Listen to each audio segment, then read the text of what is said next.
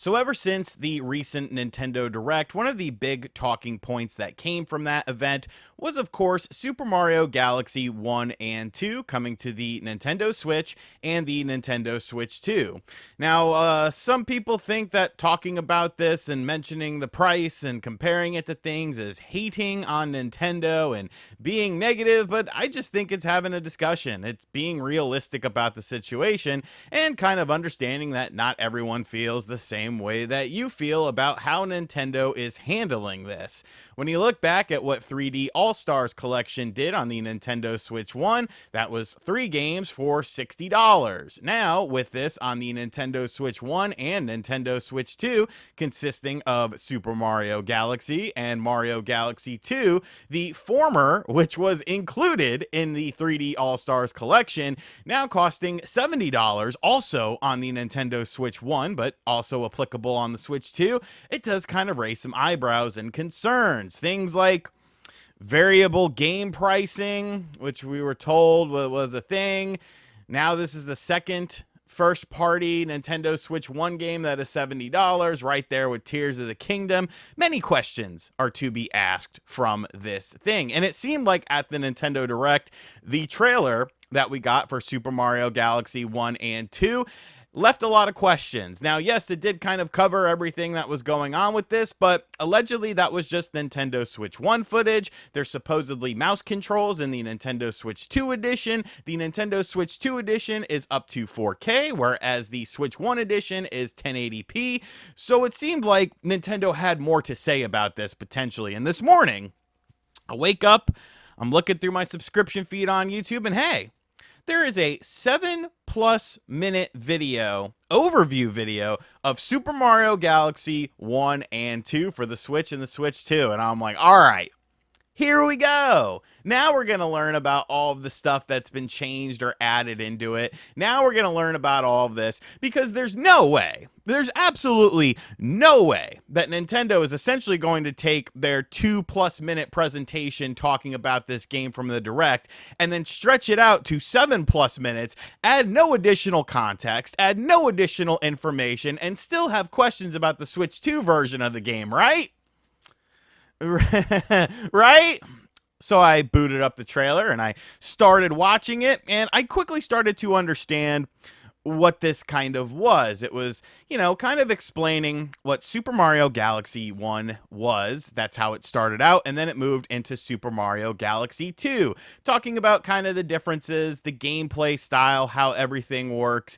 And I quickly started to understand that this seemed to be more so just an explanation for people who are unfamiliar with Super Mario Galaxy and Super Mario Galaxy 2. Now, yes, there are a lot of people that probably have not played those games as they are 15 years old. And, probably some of the people that are excited for this weren't even around when these games came out. Now, if you're a bit more seasoned, you got a little bit of wisdom in your beard, then you probably are familiar with these games. You understand the different concepts and stuff, but I get it. There's some cool power-ups, some cool things you could do that definitely need to be explained. So, the first half of this was pretty much just explaining what the two games are, what they added into Galaxy 2, kind of the different suits you get and stuff like that. Okay, that's fine. And now it's time to talk about the new stuff, and they talked about the new storybook chapters.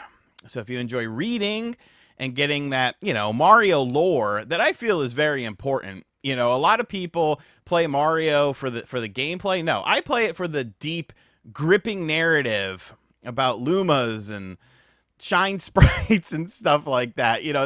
That's how I play Mario games. But yes, they did discuss the new storybook pages. Then they talked about the assist modes and the easier modes. So if you're younger or you suck at games or, whatever the case may be, maybe you just want to have a nice, simple experience with these games, you now have access to these additional assist modes and an easier mode. Very cool stuff. And now I'm like, all right, here we go. Now they're going to maybe say, some additional content. Now they're maybe going to say, the Switch 2 stuff, show off a side-by-side comparison of 1080p and 4K, talk about the mouse controls, and then we moved into the Amiibo. And then we wrapped up this presentation.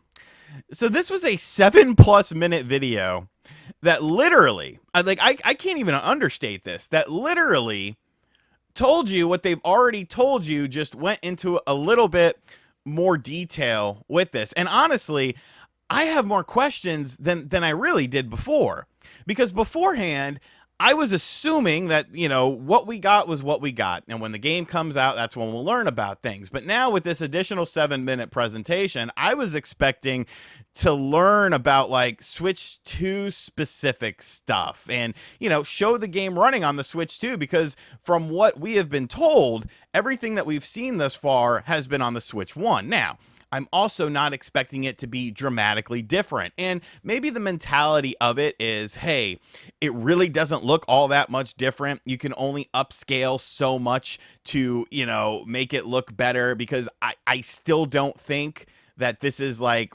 reworked textures completely. Like this is not a situation where it's Metroid Prime GameCube to Metroid Prime Remastered on the Switch 1, which was a $40 game.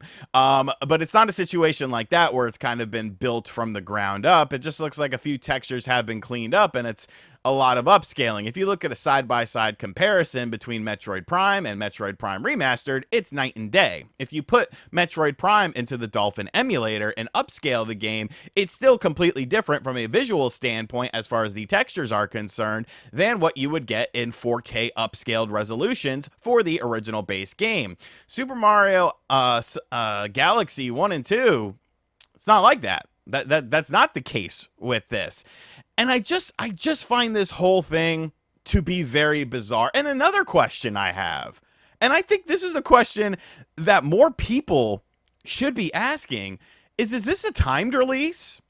Is this a you have to get it now sort of thing so that Nintendo never has to put it on sale? Because remember, 3D All-Stars was a physical and digital timed release, meaning that if you did not buy it within that window, the only opportunity for you to get that game is to buy it on the secondary market, thus not giving Nintendo any money. If they would have continually sold it, then I feel like they would have made more money on it because people would be able to buy it. Now, there hasn't been any mention of the Galaxy 1 and 2 being a timed release. However, it's for the 40th anniversary. The whole point of 3D All-Stars was for the 35th anniversary, and that was a timed exclusive. And I guess I'm just wondering, this game comes out in like a couple of weeks. And like, we still haven't seen any Switch 2 stuff. We still haven't seen any mouse control stuff. We still don't know if the timing, is going to be an elongated thing, an extended thing, or if this is just you got to get it within the first year sort of situation. Like, we don't know. And I just find this to be very odd. I'm not even necessarily saying it's bad. People are going to be upset with the price. People are not going to like the price. And I don't think that there's anything wrong with that. I don't think that there's anything wrong with pushback. But like I always say, at the end of the day, it's still going to sell. It's the #1 selling game on Amazon right now. People are excited for this. People are looking forward to this.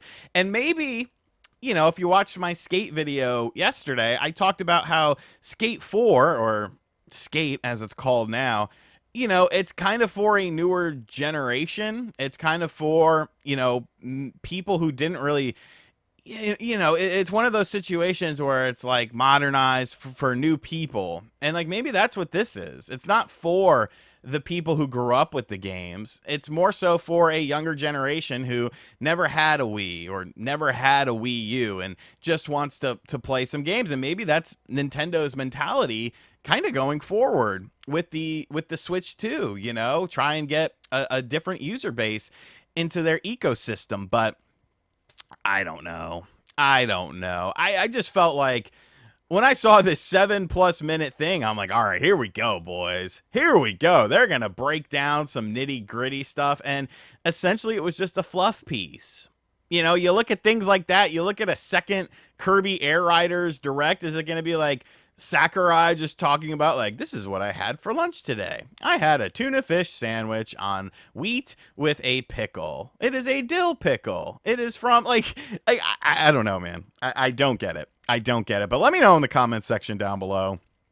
What do you think about this whole shebang, this whole situation? The second $70 Nintendo Switch 1 game, because of variable pricing. You know, it's very expensive to essentially just bring over 2 Wii games and upscale it and add easier stuff, and then you got to write those new storybook chapters. That can take a while, folks. You got to hire a writer and stuff like that. Let me know what you think of everything in the comments section down below. And as always, guys, thank you for checking out this video. If you are new to the channel, be sure to hit that subscribe button. Be sure to check out my thoughts on Skate from yesterday, a franchise that, I mean, it's pretty much dead to me now, but at least I have the memories of, Skate 1, 2, by extension 3. 3 kind of went a little bit, more mainstream with some of the stuff, but Skate 1 and 2, man, that was a special time. That is obviously a time in the past. And as always, I'll catch you guys on the next video.